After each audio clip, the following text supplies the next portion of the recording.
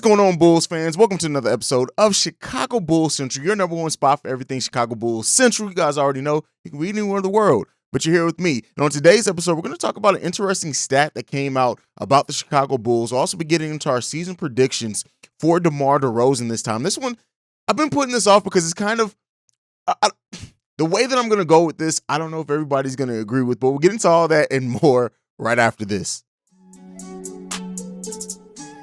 You are now tuned in to Chicago Bulls Central, your number one place for all Chicago Bulls news and content.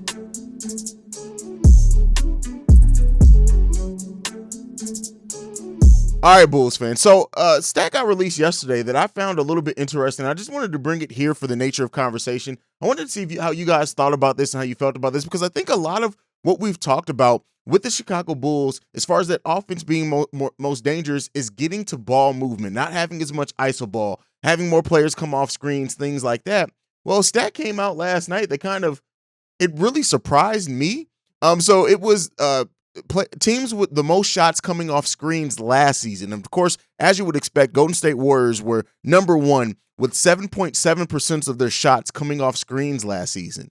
And the Chicago Bulls were surprisingly number two in this, with 5.1% of their shots coming off of screens last season. To round out the top five, it was Boston at 4.9 with number three, Utah at number 4 with 4.6%, and then Minnesota at number 5 with 4.3%. I really just did not expect that stat at all. Sometimes it just really seemed like the players, if it wasn't DeMar, if it wasn't Zach, going into isolation, some of the players just kind of stood around and kind of watched them kind of go to work. We know isolation ball is a thing that a lot of fans have issues with and that we want to see get better, and we want to see this team be a little bit more dynamic in their offense. But I found that extremely, extremely surprising, just the fact of that was the stat. I really just did not expect it. Let me know what you guys think down below. Do you feel like that was represented in the way that we saw the Chicago Bulls play? Maybe just so many of their shots early in the season came off screens that as things changed down the stretch, it kept that percentage high.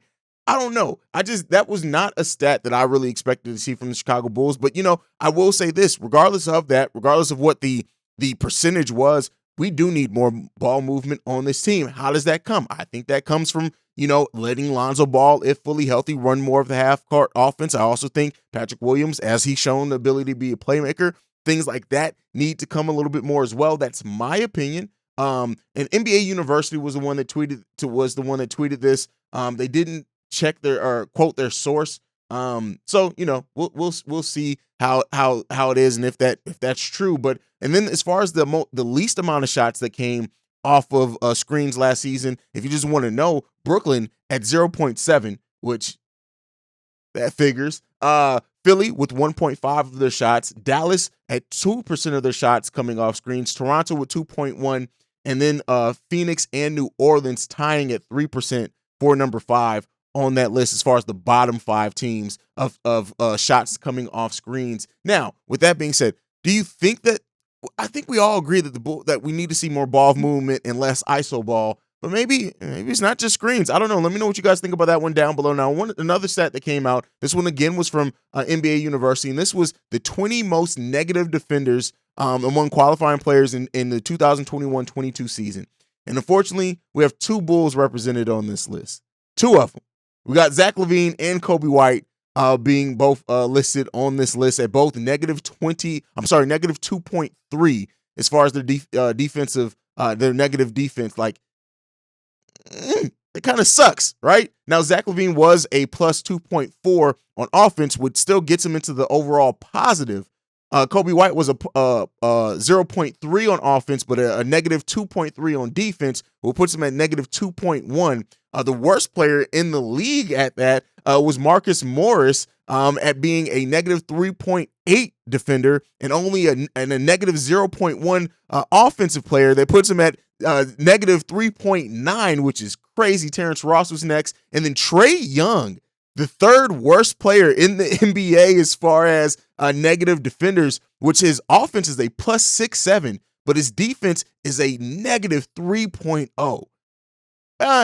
Still puts him at a positive 3.7, the highest on the most 20 worst defenders in the NBA. But Damn, that's bad defense. That's bad defense. But let me know what you guys think about those two interesting stats. Like I said, I just want to kind of throw those out there as conversation pieces for the comments and see what you guys think about that. But let's get into our player prediction for today's episode. And we're covering DeMar DeRozan. Let's go over his numbers for the 2021-22 season. He averaged 27.9 points per game. That's fifth highest in the NBA last season and the highest in his career.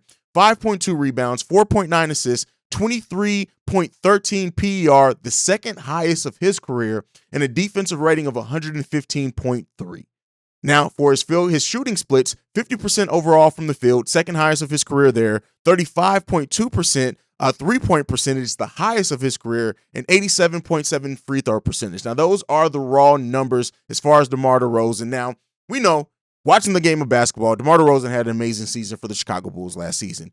Coming in, giving statistically, as I've been saying, the best season of his career, basically overall, period. A player giving you that in their 32-year-old season as he gets ready to turn 33 years old in a couple of weeks before the season starts is rare, right? But when you look at predicting and talking about the impact that DeMar DeRozan can have, I know a lot of his game ages very well. The fact of his footwork is a big part of his game. It's not really based off athleticism anymore as it was like when he was a younger player. He's a very intelligent, high IQ basketball player. So you expect him to still have a big impact. But to expect these numbers, I think, would be expecting a little too much from any player. You almost never want to expect a player to be able to come back with career highs across the board again. But the one thing with me is in looking at DeMar DeRozan's season next season, the thing that I hope is that he doesn't have to have that type of impact. That he doesn't have to score 27.9 points per game. He doesn't have to have a huge usage rate at all. His usage rate last season was 30.7, the highest in his career. That is a huge usage rate when we're talking about players that have are in the 20s and still are highly effective players. So that usage rate, I would like to see that come down. I would like to see that spread a little bit more. I would like to see players like Patrick Williams step up and be ready to go in that position so that DeMar DeRozan doesn't have to play as many minutes, that his usage rate doesn't have to be as high, and that we can, and DeMar was healthy last season. I think he played 77 games last season. So great there, right? Let's be clear on that. But hopefully that usage rate comes down because other players are stepping up. And looking at DeMar DeRozan's numbers, he's definitely going to still average over 20 points per game. I don't think we're going to see a fall off hugely from DeMar DeRozan. Like I said, I don't even think it's going to be a fall off at any point. I do think the numbers the raw numbers are going to be less than what they were last season, but I'm not going to call that a fall off because I'm hoping that comes through the team being used a little bit better, him not needing to be used as much, us not needing to depend on him and his amazing fourth quarters that he gave us last season for the Bulls to be able to stay and hopefully increase as well. I would like to see DeMar DeRozan's assist numbers go up some. I would like to see that usage rate come down to more of about a 26 to 27 range. That gives a lot of more opportunities for players like Patrick Williams, Ayo Dosunmu, Lonzo Ball as well, who I would like to see Lonzo Ball get more of chances in the half-court offense as well. That's what I would like to see overall come out of DeMar DeRozan seasons as we go into the next season and trying to predict that. I really do think that DeMar is still going to have a huge impact. We already know the mentor he is on this team, and that's what he was really brought in for. We have another season after this season left for DeMar DeRozan, but when it's all said and done, at least to me, I don't think we see the almost 28 points per game from DeMar DeRozan next season. I think I said Patrick Williams, but I also think Zach Levine being healthy for a full season, knock on wood, that we see his usage rate get back. Last season, Zach Levine's usage rate dropped down to 26 almost. I think it was closer to 27 after being in the 30s most of it. Now, we know Zach Levine's usage rate was so high because he was the Bulls' offense in a lot of ways, but I want to see DeMar's usage rate come down. Not to say that I want to see him phased out of the offense at all. Let's be clear on this. DeMar is still going to be a very big part of this team. But I think for this team to really increase, it means that we have to, because we bet on continuity, we have to see better seasons from Vooch, right? A better season from Patrick Williams as far as staying healthy and him getting more opportunities, taking those more confidently, taking more shots within the flow of the offense so other players' DeMar's usage rate can go down. A step up from Zach Levine, Lonzo being unleashed a little bit more, Ayo coming off the bench, giving us a little bit more, the bench as a whole providing better scoring so we can sit DeMar a little bit because DeMar averaged one of the highest minutes per game of his career as well. And as you get to a player that's going to be 33, right, while that's not old by any stretch in real life, that is as far as in basketball, once you start getting into that mid-30s, you want to start seeing and hope that players can start, decreasing a little bit, right? You don't want to see DeMar DeRozan and Zach Levine have those 35, 36, 37 minutes per game like they had it at points last season. Now, Zach Levine's minutes per game dropped down. They were 34 last season, but even then, I would like to see Zach more around the 32 range. DeMar DeRozan played 36 minutes last season. I would like to see DeMar be able to play around that 32 range as well. And you may say, hey, that's not really a big increase. That's big when you talk about over the course of the season, the amount of games that DeMar DeRozan plays on top of that. That's a pretty nice decline. If we can get him down from 36 to more of a 33, 32 range per game. DeMar DeRozan, that was the third highest minutes per game of his career last season. And as a player that's aging, you want to hope to see that decrease a little bit. But all of this comes by the other players on the team being able to step up and take bigger and larger roles. I want to see DeMar have fresher legs for the playoffs. I want to see Patrick Williams step up. That's really what it comes down to with DeMar DeRozan's season. I can't really predict a number total when it comes to DeMar like I've done some other players, but I want to see that usage rate come down because we don't need it, right? If we do need it, then the usage rate has to stay the same. If we need that to be the team that we were last season, but I'm hoping with progression, with other players taking leaps, stuff like that, step ups, not necessarily leaps, but hopefully at least step ups in a lot of places.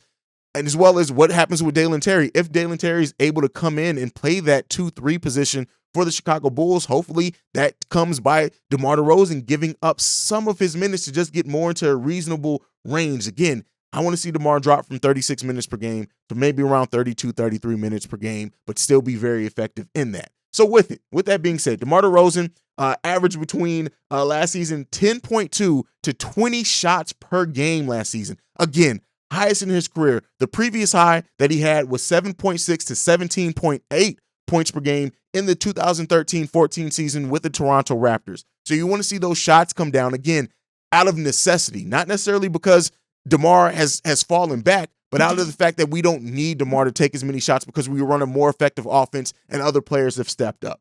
That's the kind of season that I want to see from DeMar DeRozan. He's going to continue to be the mentor.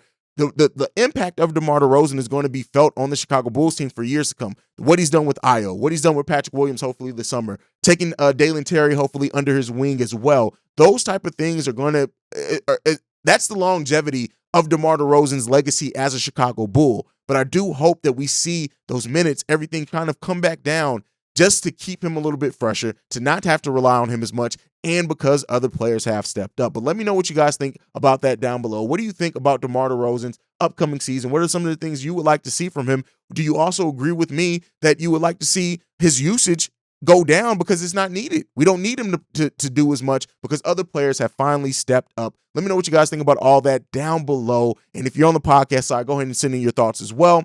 But that is it for today's episode, at least this one. I may double up again like I had to do yesterday. But with that being said, thank you for tuning in. Thank you for being the best part of Chicago Bull Central. Make sure you're following the show at Bull Central Pod. You can send us any feedback, questions, comments, concerns, bullcentralpod@gmail.com. Lastly, if you want to leave us a text and our voicemail, the number to do so, 773-270-2799. Like I like to end every episode on, go Bulls. Love you guys. Peace, y'all. This has been a presentation of the Break Media.